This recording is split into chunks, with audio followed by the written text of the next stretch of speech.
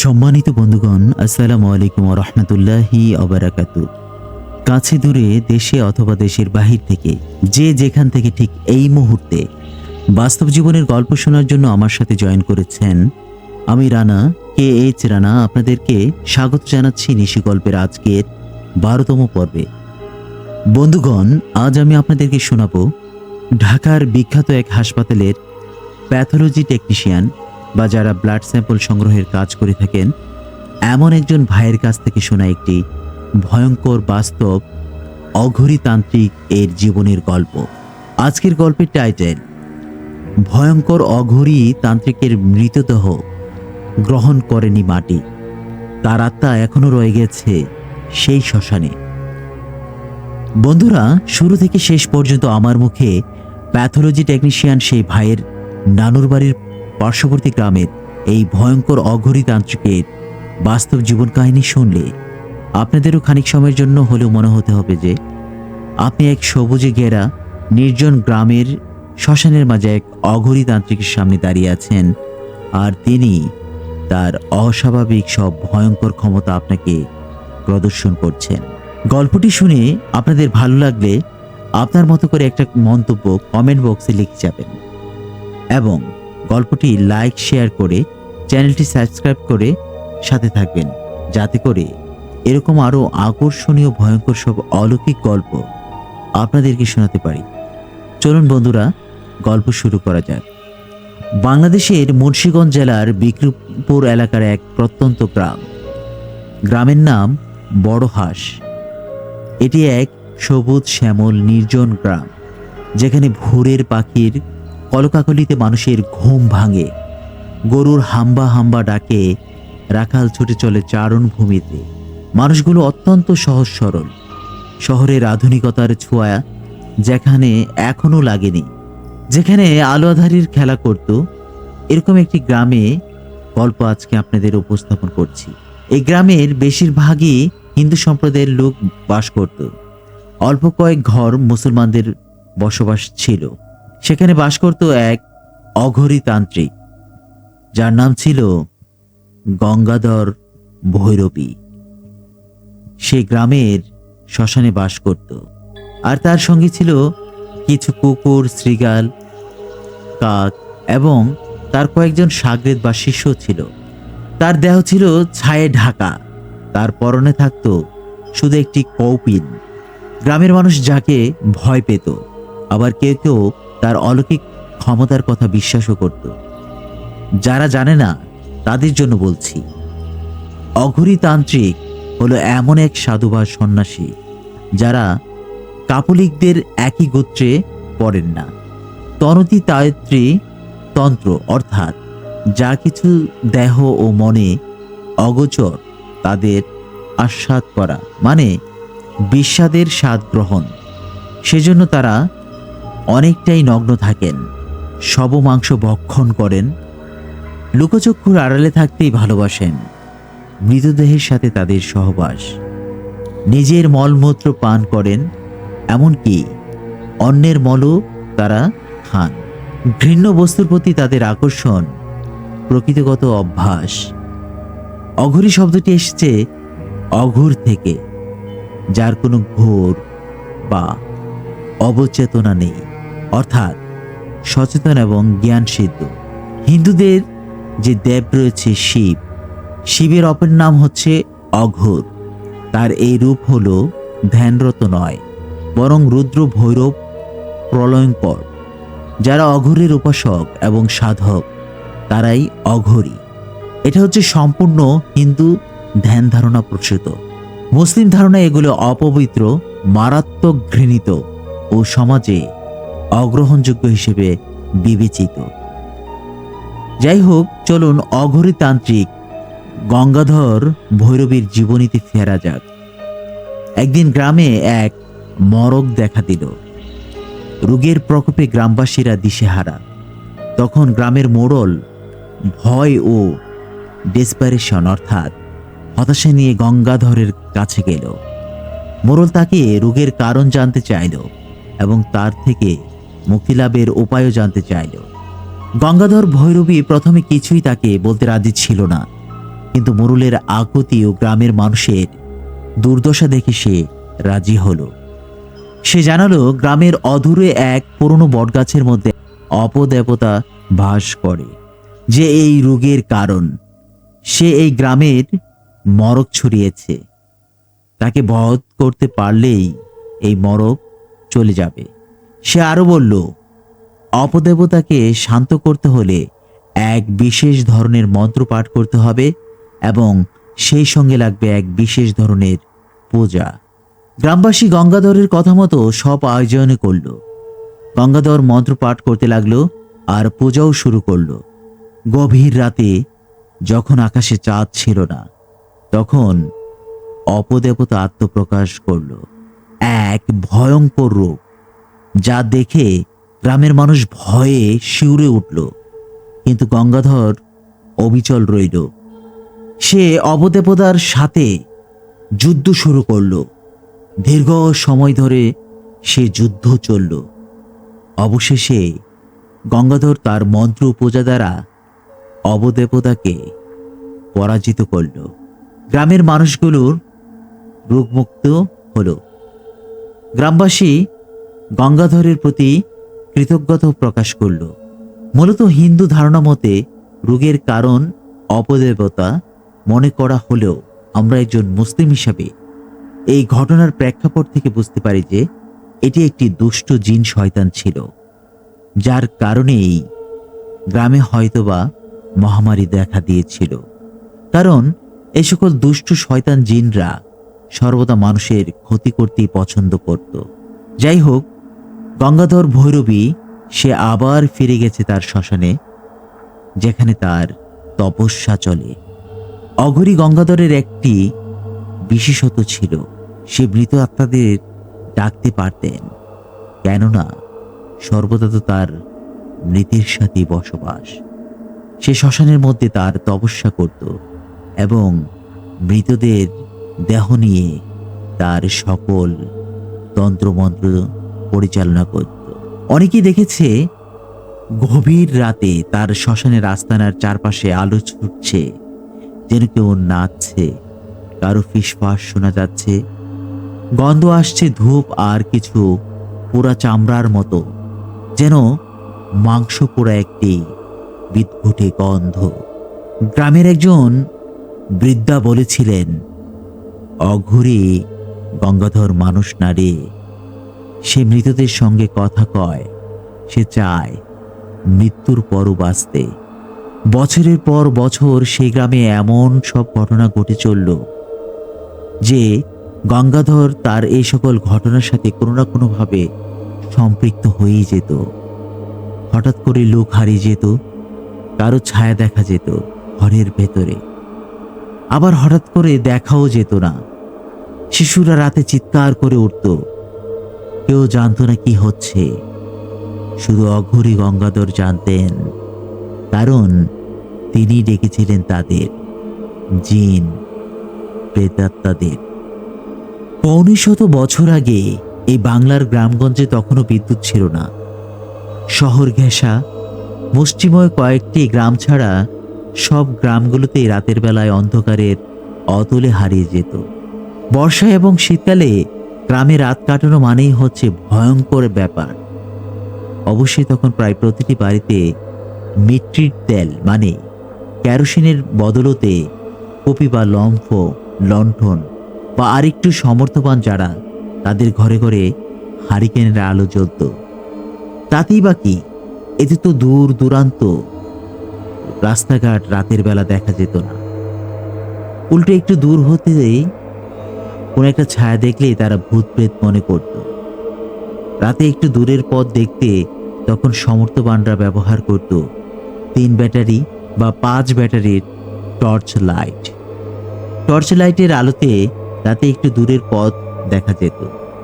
এভাবে এই গ্রামে বিভিন্ন সময় বিভিন্ন অস্বাভাবিক ঘটনা ঘটত এবং অঘরী তান্ত্রিক ভৈরবী এগুলি নিয়ে তার তপস্যা ও কাজ করে যেত। একবার গ্রামের এক প্রবীণ জেলের মুখে শোনা গঙ্গাধরের একটি ঘটনা। ওই জেলে দেখে যে গঙ্গাধর তার আস্তানার যে তৈরি করেছিল, মূলত সেটি ছিল কাপড় দিয়ে। যে কাপড়গুলো শবদেহ ঢাকতে ব্যবহার করা হয়, সেই কাপড়গুলো দিয়েই সে তার আস্তানা তৈরি করেছিল। আস্তানার বাইরে শ্মশানের নদীর পাড়ের কাছে দিয়ে, নদীর উপর দিয়ে ভেসে যাচ্ছিল একটি গলিত শবদেহ। ভাসছে বললাম কেননা দেহটি একটি ভেলায় ভাসানো ছিল। যে নৌকায় জেলেটি ছিল সেটি থেকে দেখা যায় অঘরীতান্ত্রিক গঙ্গাধর ভৈরবী এই শবদেহটি ভক্ষণ করেনি, কেননা শবদেহটি ছিল সাপে কাটা। তবে ভেলার পাশে একটি পাত্রে থকথকে অনেকটা ডিমের কুসুমের মতো কিছু একটা পদার্থ দেখা যাচ্ছিল। প্রথমে ওই জেলে বুঝতে পারেনি যে সেটি কি ছিল, কিন্তু পরে সে চিন্তা করে বুঝতে পারল যে সেটি সম্ভবত ওই শবদেহটির মস্তিষ্কের অংশ, অর্থাৎ মগজ ছিল। হয়তো তা অঘরী গঙ্গাধর কিছুটা ভক্ষণও করেছে। এরকম ভয়ানক সব তন্ত্র সাধনায় কাটছিল অঘরীতান্ত্রিক গঙ্গাধরের জীবন। গঙ্গাধর ভৈরবীর জীবন এভাবেই কেটে যাচ্ছিল, কিন্তু সময় কাউকে ছাড়ে না। অঘরীতান্ত্রিক ভৈরবীও একসময় বৃদ্ধ হলেন। হাঁটা চলা তার কমে গেল, কাশিটা বেড়ে গেল, চোখের নিচে গর্ত। একদিন হঠাৎ তার এক প্রিয় শিষ্য হরিপদকে ডেকে বললেন, হরিপদ, আমার সময় শেষ হয়ে এসেছে, কিন্তু মনে রেখো আমার দেহ কিন্তু পোড়ানো যাবে না। আমাকে হাঁটু গেড়ে বসিয়ে মাটি চাপা দেবে, যেন আমি ফিরে আসতে পারি, যেন আমার সাধনাটা শেষ না হয়। হরিপদ ভয়ে থরথর করে কাঁপছিল। সে জানতো গুরুজি যা বলেন তা মিথ্যা হয় না। সে জানতো উনি মানুষ না, এক ভয়ঙ্কর তান্ত্রিক। এক ঝড়ো রাতে অঘরী গঙ্গাধর ভৈরবী মারা গেলেন। মৃত্যুর আগে তিনি শুধু একবার চোখ মেললেন, বললেন, ওরা আসছে। কেউ জানে না কে ওরা, শুধু রাতের আকাশে এক হাহাকার উঠেছিল, যেন আত্মারা কাঁদছিল। শিশুরা সব গোপনে মন্ত্র পড়ে নিয়ম মেনে তাকে বসিয়ে দেয় এক গভীর গর্তের মধ্যে। আশেপাশে কেউ নেই, শুধু মেঘ, আর চারপাশ অন্ধকার করে যেন এক বাতাস প্রচণ্ড মেঘে ঢেকে যাচ্ছে সমস্ত শ্মশানের আকাশটা। যেন বজ্র নিপতিত হয়ে চারিদার আলোকিত হচ্ছে, প্রচণ্ড শব্দে যেন কেঁপে উঠছে চারপাশটা, আর ধোঁয়ার মতো কুয়াশা। কিন্তু শুরু হলো এক বিভীষিকা।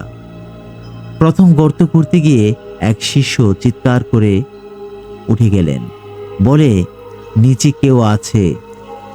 তার পায়ে কেউ যেন হাত ধরে টানছিল।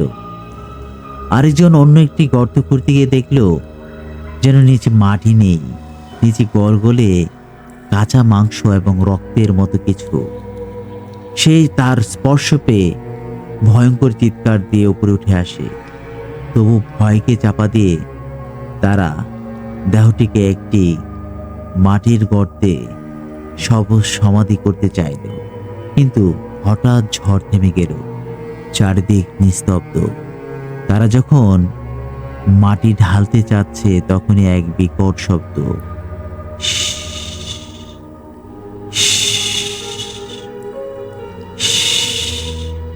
এরকম শব্দ করে 3 দিক থেকে হঠাৎ যেন উঠে এলো এক সাপ। শুধু সাপ নয়, এমন সাপ যার চোখ ছিল রক্তবর্ণ আর মাথার উপর ছিল গাঢ় নীল দাগ, যাকে গ্রামবাসী বলে তান্ত্রিক নাগ।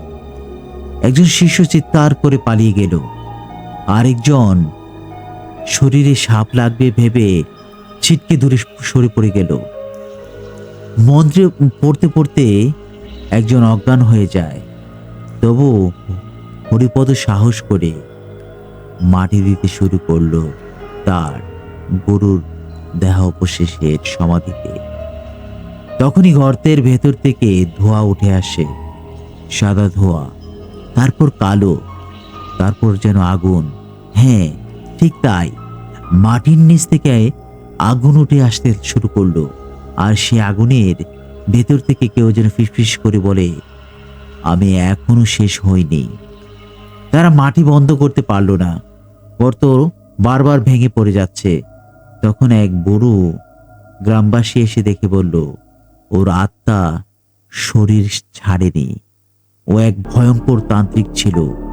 ওর দেহ ততক্ষণ মাটি নেবে না যতক্ষণ না তাকে আগুনে দেওয়া হয়। হরিপদ কান্না চেপে বলল, কিন্তু গুরু তো বলেছিল তাকে না পোড়াতে।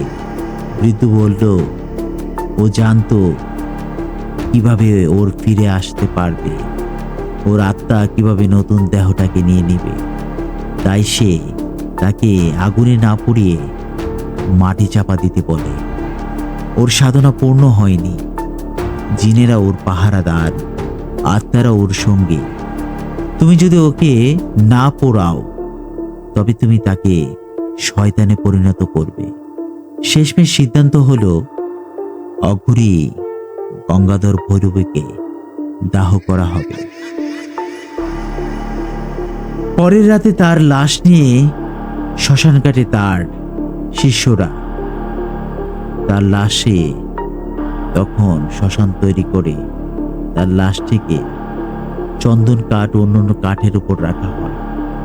লাশের শরীর তখনও যেন ঠান্ডা হয়নি, যেন গঙ্গাধরের চোখের কোণে তখনও হাসি লেগে আছে, মুখে এক অদ্ভুত ভঙ্গিমা, যেন সে কিছু বলতে চায়।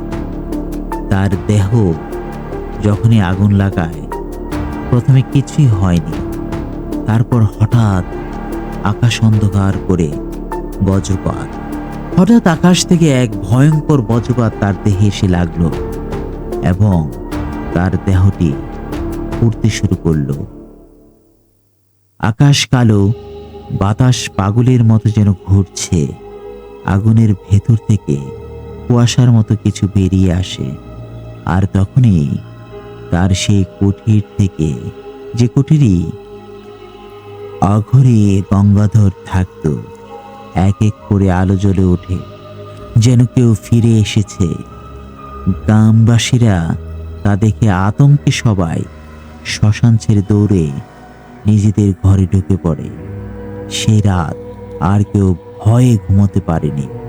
পরদিন দেখা যায় অঘরী বাবার অর্থাৎ গঙ্গাধরের কুঠিরের দেয়ালে কেউ যেন লিখে গেছে রক্ত দিয়ে, আমি মাটি নই, আগুনের সন্তান।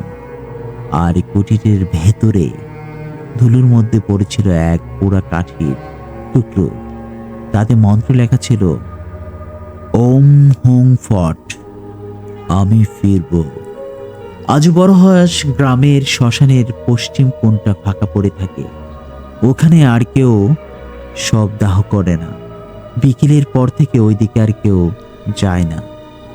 যদি কেউ সাহস করে শ্মশানের ওই অঘরী তান্ত্রিক গঙ্গাধর ভৈরবী কুঠিরের পাশে দাঁড়ায়, সে শুনতে পায়, ফিসফিস, তোরা দাহ করেছিস, মাটিতে সমাধিস্থ করিসনি, আমি এখনো শিখছি, আমি ফিরব, আমার তপস্যা শেষ হয়নি। বন্ধুরা, এ ছিল সেই ঢাকার বিখ্যাত এক হসপিটালের প্যাথোলজি টেকনিশিয়ান ভাইয়ের মুখে শোনা ভয়ঙ্কর অঘরী তান্ত্রিকের বাস্তব জীবনের গল্প। আমি ওই ভাইয়ের অনুরোধে তার নিরাপত্তার স্বার্থে ওই হাসপাতালের নাম এবং তার নাম প্রকাশ করিনি। বন্ধুরা, আপনাদের গল্পটি যদি ভালো লাগে তাহলে কমেন্ট বক্সে অবশ্যই তা কমেন্ট করে জানাবেন এবং গল্পটি লাইক ও শেয়ার করে আমার এই চ্যানেলটিকে সাবস্ক্রাইব করে পাশে থাকবেন। আপনারা পাশে থাকলে এবং আপনাদের দ্বারা উৎসাহিত হলে আমি সর্বদা এরকম সব অস্বাভাবিক অলৌকিক জীবনের গল্প আপনাদের নিকট উপস্থাপন করব ইনশাআল্লাহ। বন্ধুরা, আপনাদের অথবা আপনাদের পরিচিত কারো জীবনে যদি এরকম অস্বাভাবিক অলৌকিক ঘটনা ঘটে থাকে তাহলে আমাদের চ্যানেলের ডিসক্রিপশন বক্সে দেয়া ইমেইলে অথবা হোয়াটসঅ্যাপের নম্বর যে রয়েছে তাতে আপনারা সে গল্পটি পাঠাতে পারেন। আপনাদের গল্পটি যদি আমাদের কাছে চমকপ্রদ মনে হয়, তাহলে অবশ্যই তা আমাদের এই ইউটিউব চ্যানেলের মাধ্যমে আমরা প্রচার করব। ধন্যবাদ সকলকে এতক্ষণ ধৈর্য সহকারে আমার সাথে থাকার জন্য। সকলে বন্ধুরা নিজে ভালো থাকবেন এবং অন্যকে ভালো রাখবেন। নিজের স্বাস্থ্যের যত্ন নেবেন, সুস্থ থাকবেন, কেননা সুস্থতাই হচ্ছে আল্লাহর সবচেয়ে বড় নিয়ামত। আল্লাহ হাফেজ।